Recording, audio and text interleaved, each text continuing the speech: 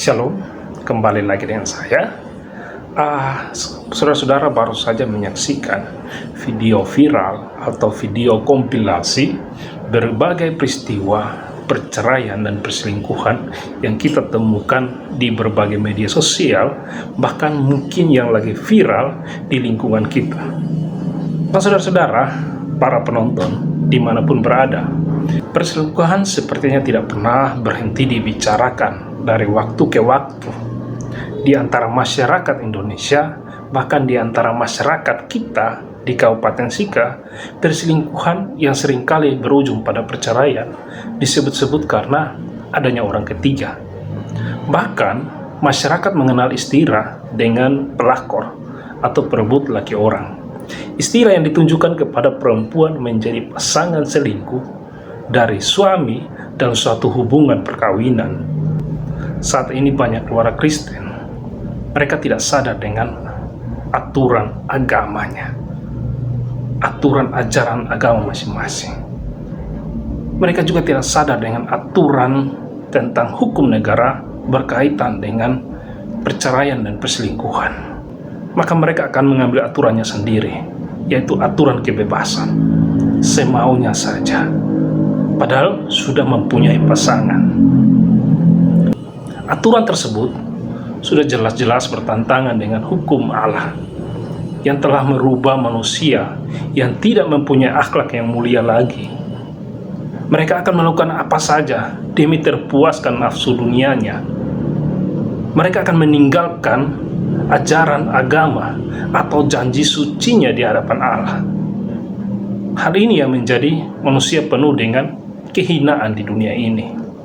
Nah, berbicara tentang perselingkuhan, ternyata hal ini sudah terjadi sejak zaman dahulu kala. Tuhan sendiri dengan sangat jelas menyatakan bahwa Dia membenci perselingkuhan, apalagi sampai terjadinya perceraian. Akibat dari perselingkuhan bisa menyebabkan kehancuran di dalam rumah tangga, penelantaran anak, atau pengaruh buruk bagi anak-anak. Pengaruh juga pada kesehatan, menyebabkan penyakit menular, emosian, hilangnya harga diri di tengah masyarakat. Sangat miris kan para penonton, apalagi orang-orang Kristen yang sampai melakukan hal-hal itu, apalagi orang-orang Kristen yang menyebabkan perceraian itu, apalagi pelaku-pelakunya adalah orang Kristen. Dalam Maleakhi pasal 2 ayat 14-16, di situ tertulis, Tuhan tidak hanya meminta pasangan suami istri untuk setia sampai maut memisahkan, tapi Ia juga menyebutkan konsekuensi yang terjadi ketika perzinahan itu terjadi.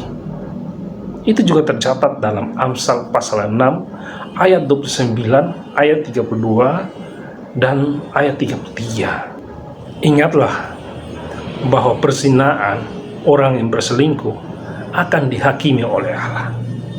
Hendaklah kita semua penuh hormat terhadap perkawinan, dan janganlah mencemarkan tempat tidur kita, keluarga kita yang baik ini. Sebab orang-orang yang sundal dan berzinah akan dihakimi Allah.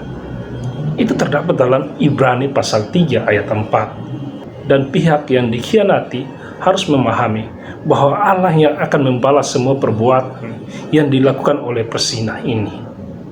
Nah, Bapak Mama Saudara yang terkasih, jika seorang berselingkuh, maka ia akan menjadi satu tubuh dengan selingkuhnya.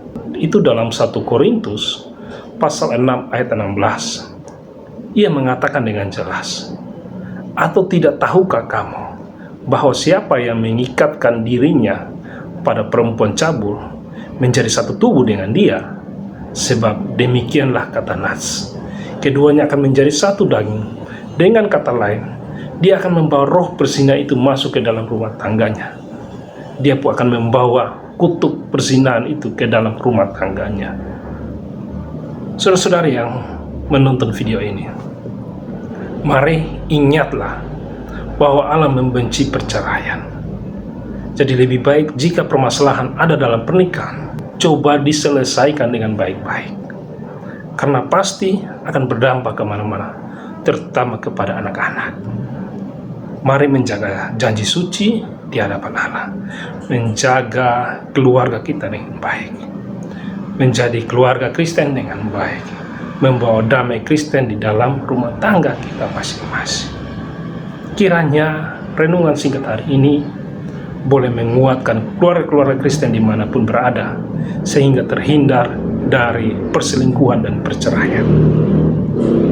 Tuhan memberkati keluarga-keluarga Kristen. Amin.